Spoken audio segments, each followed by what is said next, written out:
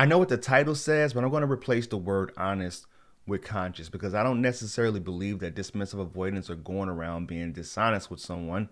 I think that they're just not very conscious about the decisions that they're making.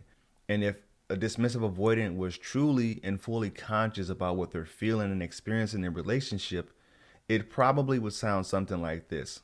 Look, I care about you, but I can't show it the way that you want me to. At their core, dismissive avoidants do care about their partners, right? Not to be confused with someone diagnosed with narcissism.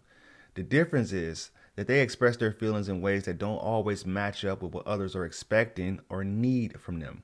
Emotional intimacy can feel overwhelming, so they may seem distant or detached even though they still care deeply about their partner. Their honesty will reflect their inner conflict. They care, but they struggle to connect on levels that their partner wants or needs. If an avoidant was conscious, they would say something like this: I need space to feel safe. I don't want to feel smothered. For a dismissive avoidant, independence and their personal space are non-negotiables. When they feel their autonomy is threatened or if they're pushed for more closeness than they're comfortable with, they feel anxious or trapped. And what they really want is space, but they may have trouble communicating that need clearly, which often leads to confusion in relationships. If they were conscious, they'd admit that needing space isn't about rejecting the other person. It's just about maintaining their sense of safety and security within their autonomy. If an avoidant was conscious, they would say something like, I don't trust easily, and it takes me a long time to open up. Dismissive avoidants have often experienced emotional pain or rejection in their past, leading them to develop a trust but verify mentality. They might say something like, I can't let you in fully until I know you'll still be there when I do. They may not openly express this hesitation, but they often keep emotional distance until they're sure they can trust someone. Their guardedness is a defense mechanism, not a reflection of how they feel about the person. They just don't want to be hurt again. If an avoidant was conscious, they'd say something like, I push people away because I'm afraid of being vulnerable. For many dismissive avoidants, vulnerability is the ultimate fear, and opening up emotionally means risking rejection, and that's terrifying. If they were completely conscious, though, which not all of us are, they may say, I don't know how to share my emotions without feeling exposed or weak. Instead of being vulnerable, they cope by withdrawing or avoiding deep emotional conversations. They can even push partners away to stop themselves from feeling that deep intimacy because they fear it and it makes them feel overwhelmed. If an avoidant was conscious, they would say, I'm not sure how to be there for you emotionally. DAs often don't know how to respond when their partner expresses emotional neediness or wants more emotional connection. This doesn't mean that they don't care. It means that they don't have the tools or comfort level to be emotionally available. They may say something like, I don't know what to say when you're upset, so I just shut down. Their emotional world is often much more internally focused, and they simply don't know how to engage in the kind of emotional give and take that the other attachment styles might naturally engage in. An example is a client that I worked with. She was in a relationship with someone that's a DA, and she had this family crisis. And instead of this person stepping up to the plate and saying, hey, I'm here for you, I know, I should be there to support you in this case, what he actually did was broke up with her. And she wasn't quite sure how to take that. She felt very betrayed.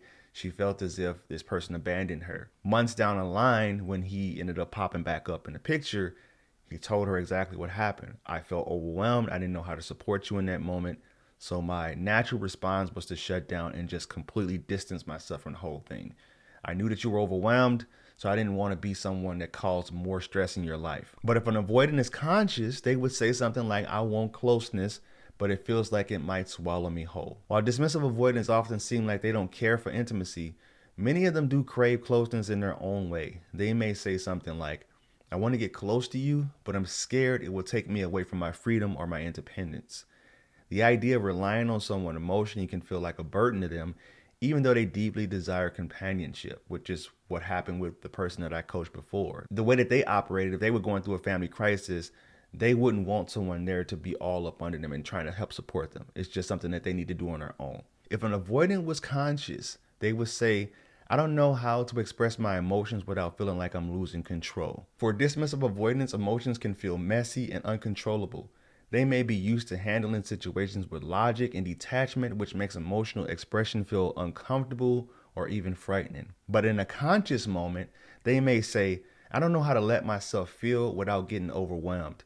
If I start, I'm afraid I won't stop. It's easier for them to keep things internalized than to risk becoming emotionally vulnerable, especially if they've been taught that showing feelings is a sign of weakness. And this is usually the case when you're in a relationship with someone with an avoidant attachment style. They will tell you that this has happened to them in their childhood. A huge piece of the dismissive avoidant attachment style emotional world is rooted in past wounds. Their detachment isn't just a personality trait, it's a survival mechanism. If they were conscious, they'd admit, I push people away because I don't want to feel the pain of rejection or betrayal again. Their past experiences, whether from childhood or earlier relationships, have taught them that emotional closeness equals pain. So they keep people at arm's length to protect themselves. But if they were conscious, they'd say, I don't know how to let you in without feeling like I'm losing myself. If they were conscious, they'd say, I'm afraid that if I let you in, I'll lose my independence and I won't know who I am anymore. Their sense of self is often tightly connected to their autonomy, and emotional closeness feels like it could swallow their individuality. They may want intimacy,